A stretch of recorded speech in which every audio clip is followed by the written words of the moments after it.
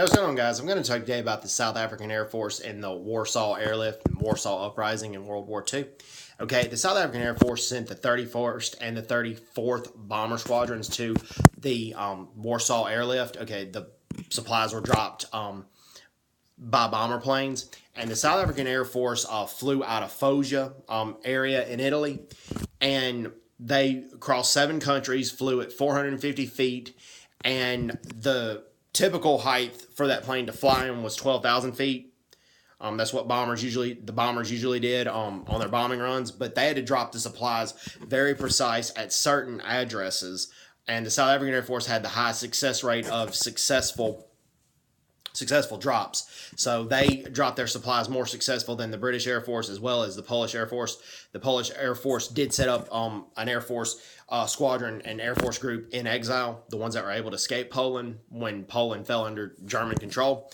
But there was a home Polish resistance, and there was also a home Polish resistance for the Polish soldiers and some civilians that were able to not escape Poland, as well as Polish Jews who were able to escape the concentration camps or avoid German capture. Many South African pilots and air crews survived. 11 South African planes were shot down, but even though many survived, many have passed on and died of old age or under other circumstances. But so the sole living survivor that's still alive is a guy by the name of Brian Jones, and Brian Jones still does interviews and goes to Poland when they're commemorating the Warsaw Airlift or the Warsaw Uprising, and talks about it whenever he can.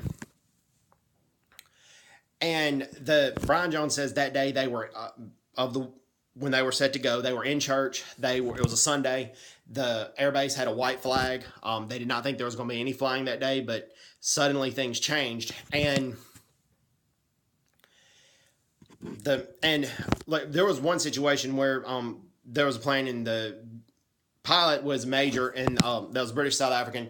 His co-pilot was an Afrikaner, and the co-pilot and the major, the plane was burning and was about to blow up. It was getting shot down, and the major kept control of the plane so the rest of the crew could bail out. But the only crew member that was able to get out was the co-pilot, and even though he was able to bail out, the explosion knocked him out.